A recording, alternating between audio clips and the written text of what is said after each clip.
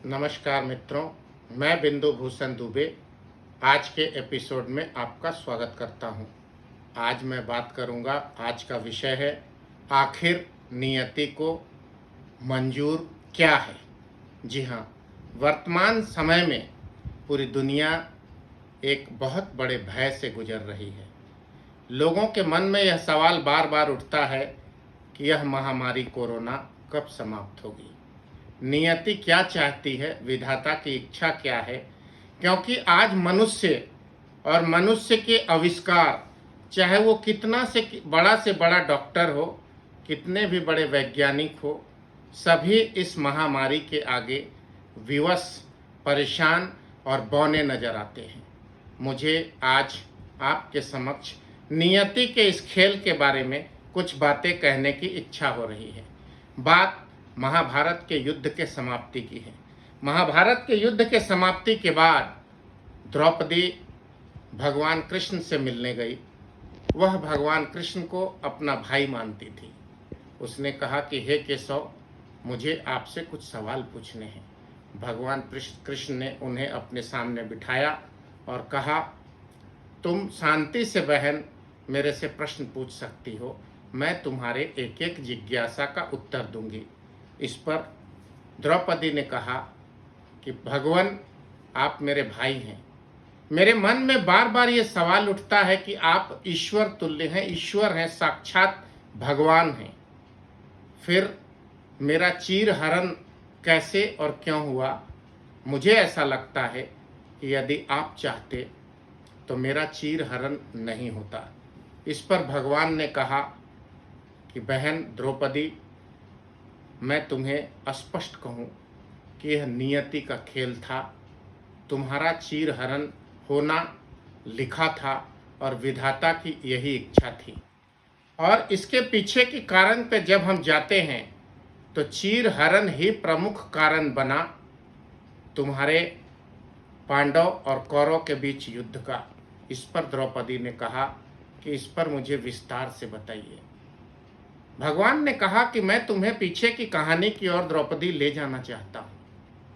तुम्हारे पिता ने तुम्हारे विवाह के लिए स्वयंवर आयोजित किया, जिसमें पांचों पांडव पहुंचे और स्वयंवर की शर्त पूरी दुनिया के सामने द्रौपदी के विवाह की ये थी कि घूमते हुए मछली के एक आंख को बेदना था धनुष के द्वारा। उसमें बड़े बड़े धनुर्धारी अस्त्र शस्त्र के ज्ञाता राजकुमार पहुंचे थे। उसमें कर्ण भी पहुंचा था, परंतु कर्ण उस स्वयंवर में, द्रौपदी के स्वयंवर में अपनी कौशल, अपनी प्रतिभा का कौशल दिखा नहीं पाया था। उसे द्रौपदी ने सूत पुत्र कहकर स्वयंवर में भाग लेने की इजाजत नहीं दी थी और द्रौपदी के पिता द्रुपद ने भी कर्ण को स्वयंवर से बाहर रखा था। भगवान कृष्ण ने कहा कि यह भी नियति का खेल था। यदि कर्ण ने तुम्हारे स्वयंवर में भाग लिया होता तो मछली के एक आंख को वो भेद सकता था और तुम्हारा पति बन सकता था, परंतु नियति को यह भी मंजूर नहीं थी कि कर्ण तुम्हारा पति बने। फिर जब अर्जुन ने मछली के आंख को भेदा और स्वयंवर को जीता और जीतकर पांचों पांडव के साथ तुम उनकी माता कुंती के पास पहुंची, क्योंकि तुम जानती हो कुंती ने तुम्हें उस समय नहीं देखा था। और द्रौपदी को भगवान कृष्ण ने कहा कि अंदर पहुंचते के साथ माँ दूर बैठी थी। माँ को अर्जुन ने कहा कि माँ, हम पांचों भाई एक चीज जीत कर लाए हैं। इस पर माँ कुंती ने कहा कि पांचों भाई आपस में बांट लो। कुंती ने कहा कि आपस में बांट लो। भगवान कृष्ण द्रौपदी को समझाते हुए कहते हैं, उसी पल यदि तुमने विरोध किया होता तो तुम 5 पांडवों की पत्नी नहीं बनती, अकेले अर्जुन की पत्नी भी कहला सकती थी, क्योंकि अर्जुन ने तुम्हें स्वयंवर में जीता था। बात द्रौपदी ऐसी है कि नियति का खेल था, विधाता की यह इच्छा थी कि तुम 5 पांडवों की एक इकलौती पत्नी बनो, और ऐसा ही हुआ। इस पर काफ़ी गंभीर रूप से द्रौपदी ने पूछे कि प्रभु, नियति के बारे में थोड़ा और विस्तार से मुझे बताएं, आप मेरे भाई हैं। भगवान ने कहा कि जो तुमने सवाल किया है चीर हरण का, मैंने तुम्हारी रक्षा की, परंतु प्रत्यक्ष आप वहां नहीं आए।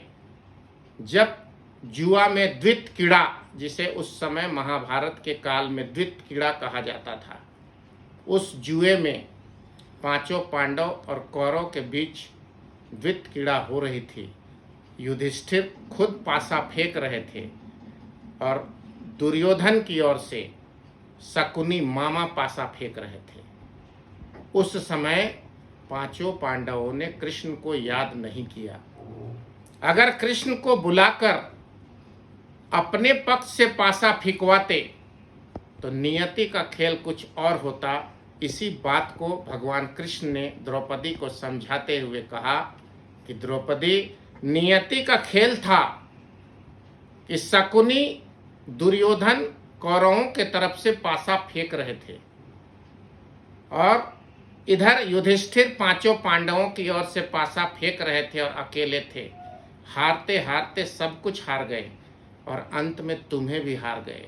इस पर दुर्योधन और दुशासन ने तुम्हारे चरित्र के साथ मजाक किया, तुम्हारे चरित्र का हनन करना चाहा।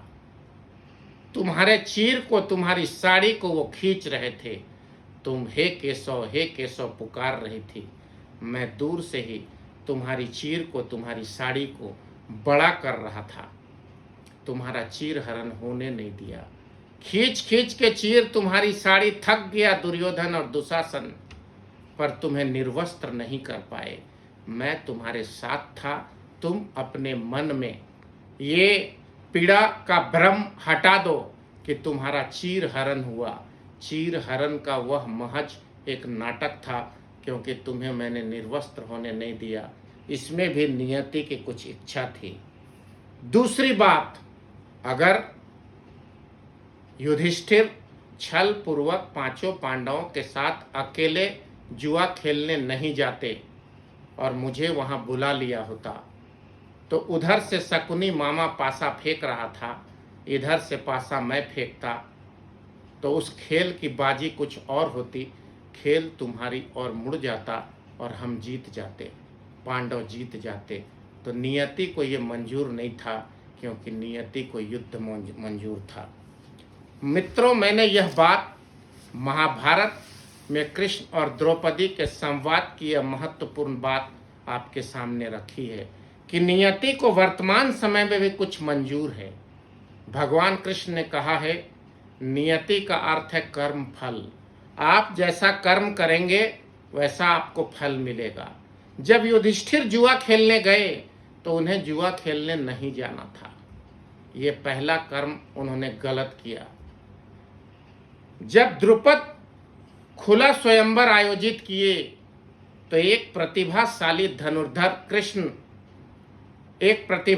धनुर्धर कर्ण को उन्हें उस स्वयंवर में हिस्सा लेने देना चाहिए था। तीसरी बात, उन्होंने गलती की, द्रौपदी के पिता ने गलती की। उनको कर्ण को भी स्वयंवर में हिस्सेदारी लेने देना चाहिए था। उन्होंने गलती की। फिर तीसरी गलती स्वयं द्रौपदी ने की। जब अर्जुन के साथ अर्जुन की माता कुंती के पास वो पहुंची और अर्जुन ने कहा कि हम एक चीज जीत कर आए हैं, उसी समय विरोध करना था द्रौपदी को और कहना था मैं कोई चीज नहीं हूं। विधि के विधान के अनुसार मैं एक पति की पत्नी बन सकती हूं। उसने चाहे जो भी सोचा हो, पर द्रौपदी ने 5 पुरुषों की पत्नी बनने का स्वीकार किया और तभी से वो पांचाली कहलाई। 5 पुरुषों की एक पत्नी होने के कारण उसने भी ये गलती की। सबको अपने अपने कर्म का फल भोगना था। आज हम कोरोना महामारी की बात करते हैं। 10,000 साल के, लगभग 10,000 साल के वर्तमान इतिहास में, कलयुग के इतिहास में लगातार त्रेता युग को समाप्त हुए लगभग 9 लाख साल हुए। द्वापर युग को समाप्त हुए लगभग 5200 वर्ष हुए। इस कालखंड में प्रकृति जो हमारे जीवन की सब कुछ देने वाली है, प्राणवायु प्रकृति देती है, जल प्रकृति देती है। प्राणवायु जिस ऑक्सीजन के बिना हम एक क्षण नहीं जीवित रह सकते, वो प्रकृति देती है। सूर्य की रोशनी जिसके बिना कुछ दिन से ज़्यादा जीवित नहीं सकते, प्रकृति के माध्यम से मिलता है। जल जिसके बिना कुछ घंटों से ज़्यादा हम जीवित नहीं रह सकते, प्रकृति से मिलता है। 84 लाख योनि में सर्वाधिक चेतनशील प्राणी मनुष्य है। मनुष्य ने गलत कर्म किए हैं। सब जीवों की अपनी अपनी प्रकृति के अंदर भूमिका है। चीन के देश को ही लेना पड़ेगा, क्योंकि सबसे ज्यादा पाप की खबर उसी देश से आती है जहां 54 प्रकार के जीव जंतुओं को पाला जाता है। गाय, भैंस, घोड़ा, गधा, कुत्ता, उल्लू, सारे किस्म के पक्षी सबको पाला जाता है। क्यों पाला जाता है? सिर्फ और सिर्फ भक्षण के लिए। उन लोगों ने छिपकली और कॉकरोच को भी नहीं छोड़ा। प्रकृति में सभी जीव और जंतुओं और जहरीले कीट पतंगों की अपनी भूमिका है। सब अपनी अपनी भूमिका अदा करते हैं प्रकृति में। मनुष्य की भूमिका है शुद्ध शाकाहार का पालन करे और सभी जीव जंतुओं की रक्षा करे।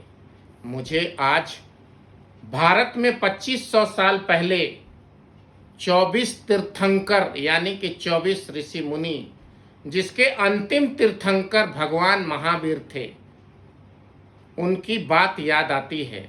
24 तीर्थंकर महान जैन धर्म जिसकी शुरुआत इस महान भारत भूमि में हुई, उनके 5 सिद्धांत याद आते हैं।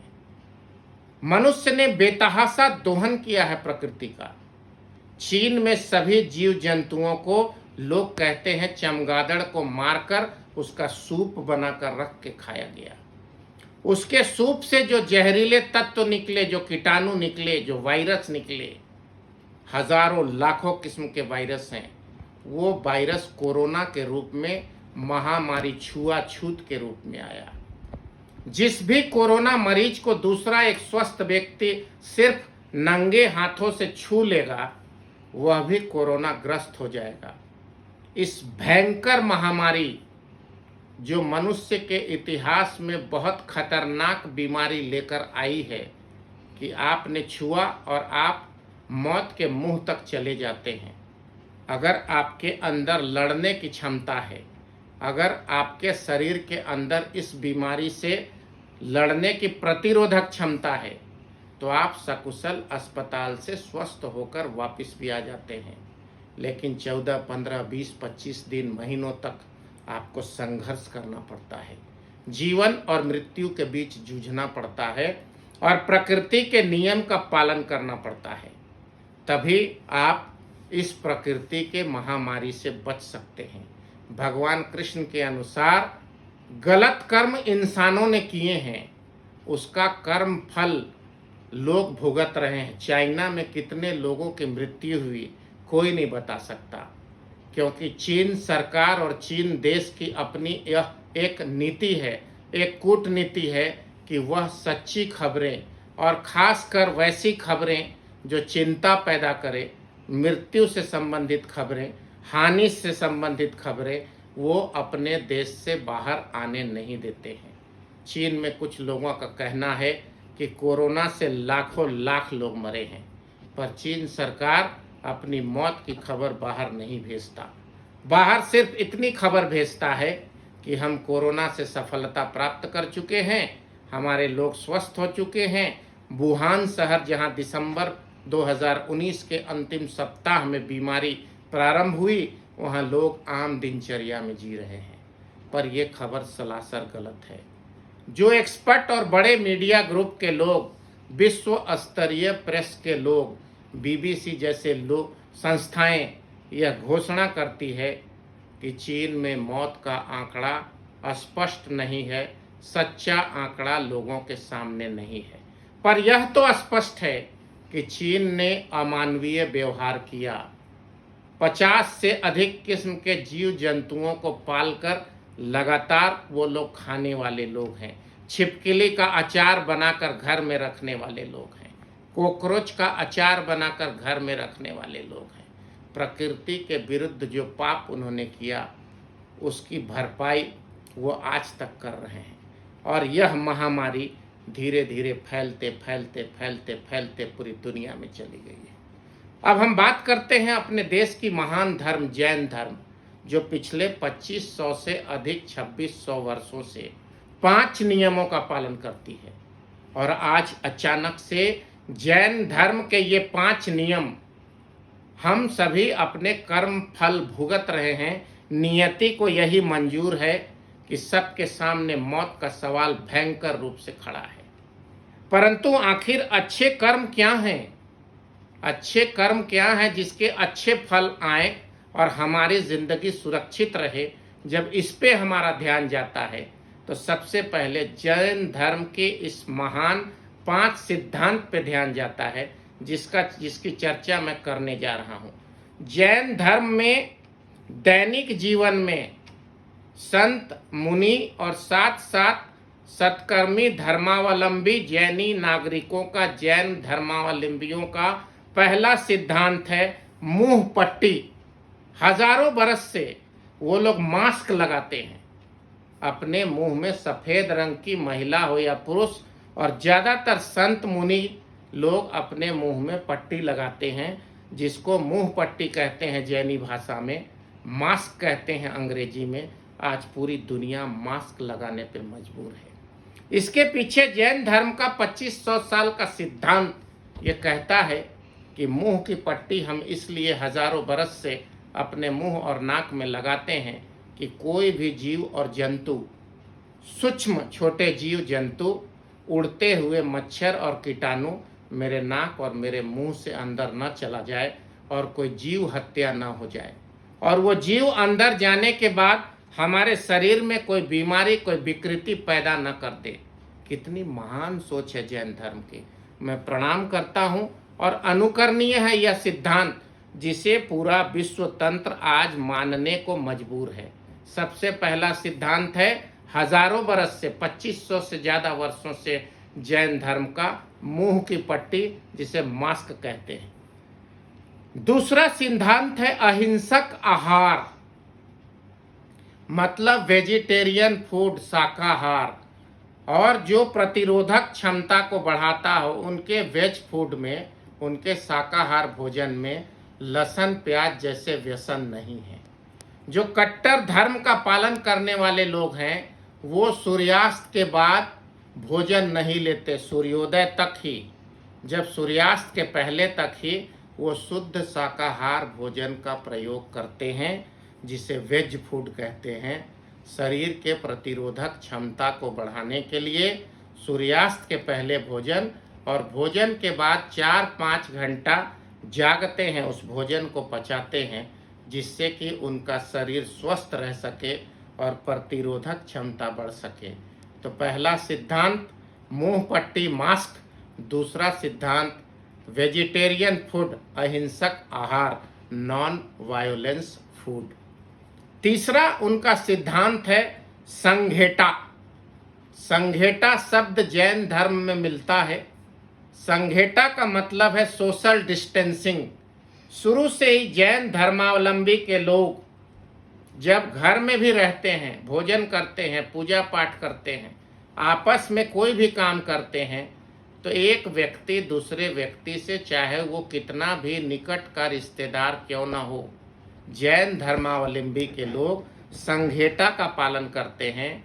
जैसे कि कोई व्यक्ति पूजा और भोजन या किसी भी चर्चा के लिए बैठा है, तो एक व्यक्ति से दूसरे व्यक्ति, चाहे वो भाई ही हो या भाई बहन हो, पति पत्नी हो, पिता पुत्र हो, पिता पुत्री हो, वो आपस में दूरी बनाकर बैठते हैं। उनका कहना है संघेटा का सिद्धांत, तीसरा सिद्धांत जैन धर्मावलंबियों का, जिसे अंग्रेजी में सोशल डिस्टेंसिंग कहते हैं, कि हमारे हाथ में अगर कोई कीटाणु है और हमारा बच्चा, हमारे भाई बहन, हमारे माता पिता के साथ हम स्पर्श करके सट कर बैठेंगे तो मेरे वो कीटाणु आप तक चले जाएंगे जिनके पास हम सटेंगे।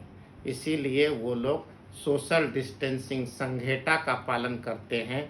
जैन धर्म को मैं प्रणाम करता हूँ जो हजारों बरस से सोशल डिस्टेंसिंग यानी संघेटा का पालन कर रहे हैं। उनका चौथा सिद्धांत है अलगाव, जिसे अंग्रेजी में क्वारंटाइन कहते हैं। आज लोग बीमार हैं, अलगाव क्यों करते हैं? वो एकांतवास करते हैं। अलगाव, लोगों से अलग रहते हैं, कुछ समय के लिए अलग रहते हैं। वो शुद्ध आहार लेते हैं, उपवास करते हैं, ईश्वर की आराधना करते हैं और ईश्वरीय आराधना में 15 दिन, 3 हफ्ते, महीनों तक वो अकेले आत्मचिंतन करते हैं और यह सोचते हैं कि हम कहाँ से आए हैं, हम कहाँ जाएंगे।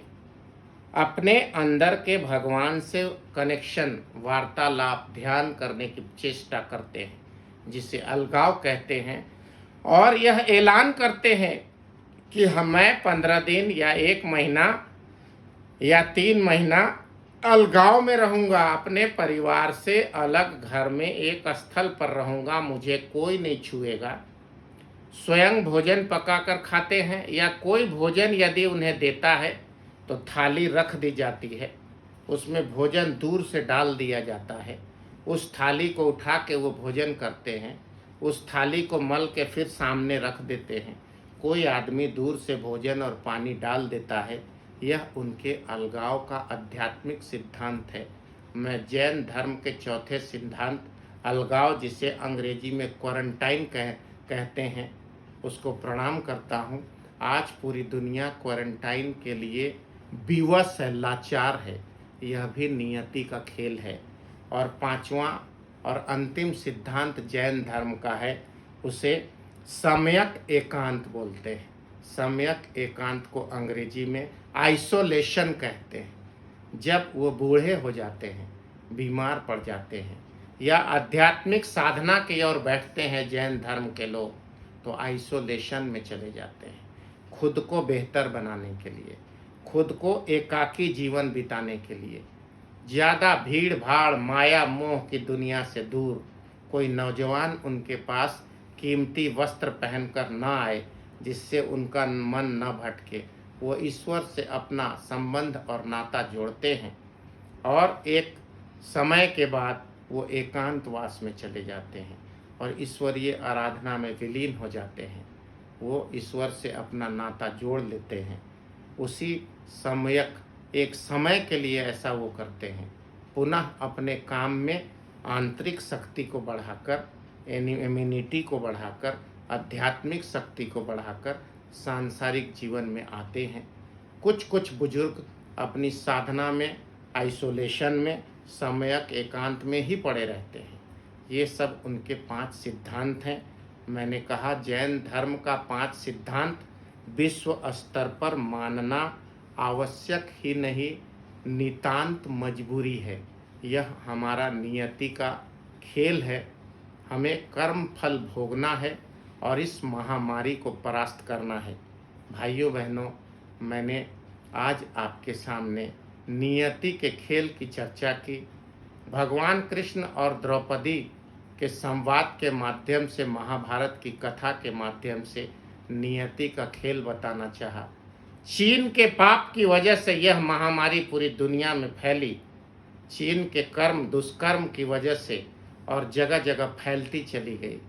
इस दुष्कर्म से व्याप्त इस महामारी से बचने के सिद्धांत जो भारत में, जिसका उद्गम हुआ, जैन धर्म का जन्म स्थल यह देवभूमि भारत है, उनके 5 सिद्धांत की चर्चा की। आशा करता हूँ कि आपको मेरा आज का संदेश पसंद आएगा। ज़्यादा से ज़्यादा सब्सक्राइब करें, आशीर्वाद दें। आपका, आपके परिवार का, आपके समाज का, आपके राज्य का और इस भारत महान देश का और माता पृथ्वी की सभी 800 करोड़ संतानों का जीवन सुखमय, सुरक्षित, समृद्ध, प्रसन्न रहे। यही संदेश बिंदु भूषण दुबे आज के लिए देता है। फिर एक नए विषय के साथ आपके सामने उपस्थित होने का वचन देता हूँ। नमस्कार। वंदे मातरम।